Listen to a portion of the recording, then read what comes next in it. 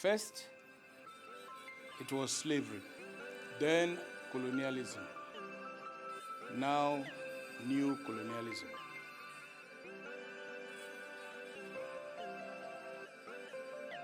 This initiative by the Open Society Foundation is an important one, as it will contribute to the various efforts on the continent to ensure that African cultural properties are successfully returned to the continent and its rightful owners.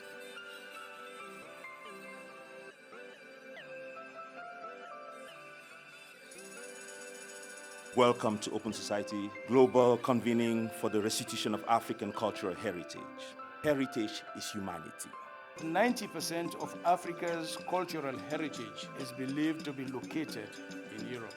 It is not just unfair, it is a grave injustice. Ces œuvres d'art ont drainé beaucoup d'intérêt, nos terres ont drainé beaucoup d'intérêt. Il est grand temps que nous puissions parler de la restitution. The mindset was very polluted by colonialism, of you not appreciating what is yours. In that sense, there is need for restitution to re-educate our people in that way. One of the greatest thefts that has ever occurred was the theft of memory. When I talk about restitution, I'm really interested in the knowledge system and how can bringing back this object refuel our communities with new energy. Il faut que la jeunesse puisse s'approprier et connaître en tout cas cette question de restitution. When they're coming home, the conversation that is going on says that we should take them to museums. Museums are the prisons where they've been kept ever since they were taken away from the natural environment. And I think we have to look into connecting the communities and finding out what happens to them. When the objects, the subjects come back, where will we put them? Where were they before you took them? There were spaces consecrated to these beings as they were created. We have enough space. Just send them back. This here is a celebration of our heritage. This is for those who refuse to forget, who hold the memory of who we are, where we came from, how far we've come and how far we've got to go. This is for the ones who are committed to community and progress. This is for those who are unrelenting and demanding for restitution. Restitution is a human rights issue. We have a heritage and we have the right to have access to that heritage.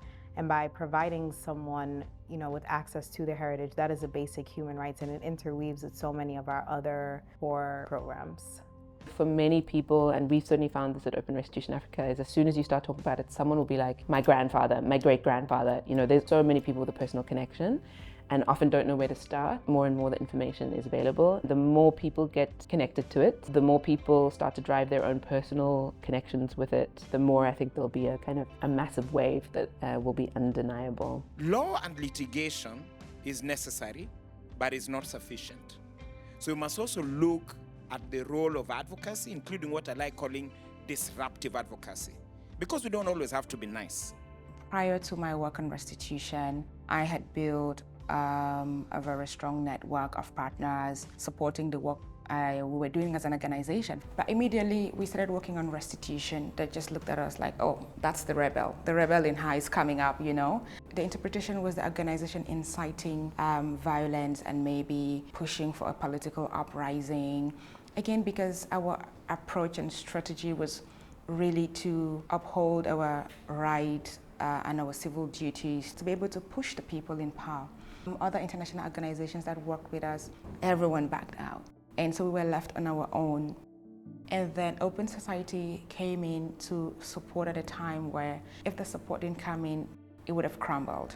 Because no matter how much resources I have from my full-time job, it can really not be enough to bring in other people. We became more proactive than we were before. When we talk about restitution, there's 3 areas in that is really important to discuss. One is research, one is documentation, and one is care in the field of conservation. As we try to recover, we have to have restitution. We also think about what we should preserve, to use that point, so that we don't have this issue coming up again and again and again. Do we see the debate or the discourse on restitution in school curriculums? Do we see the debate on restitution in galleries and museums? Sometimes we do, but in the foundational spaces of the primary schools, the secondary schools, and the universities, the discourse on restitution should be foundational, because without your cultural bearings, you cannot build up a society. Since getting Open Society Foundation, we've been able to grow a team across 3 countries on the African continent.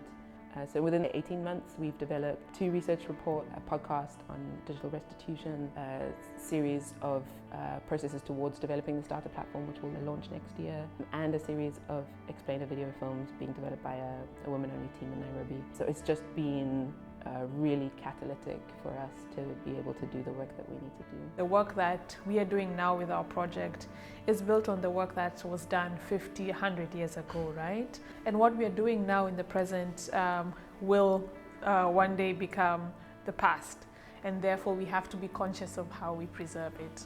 We have been engaged mostly in listening. First of all, to communities on the ground in terms of where these things or beings might go back to. And then also trying to find out what is in Western museums, so we actually know what we're talking about. That's what our inventory project is. Well, the big goal for the Return of the Icons project is to get the icons home. The circumstances but they're leaving the continent were often traumatic. And of course the diaspora are a key stakeholder in that process. As much as the people in Africa are outraged, we're more outraged because we're there seeing these things. And each of those icons embodies a story, how they were made, the technology involved, the aesthetic sense. All of these are conversations that we can have with our history. At the end of the day, that this isn't just about a return, but that the return is the start of the journey. And this topic is one that is extremely important for us because it is about African dignity. Open Society has given about $10 million to institutions, civil society groups, communities, and people working on this issue across the world. But most of this money has gone to Africa.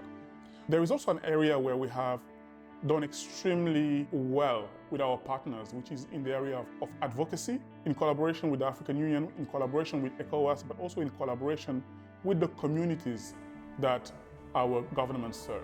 And more profoundly, as W.E.B. Du Bois once said, now is the accepted time, not tomorrow, not some more convenient season. It is today that our best work can be done, and not some future day or future year.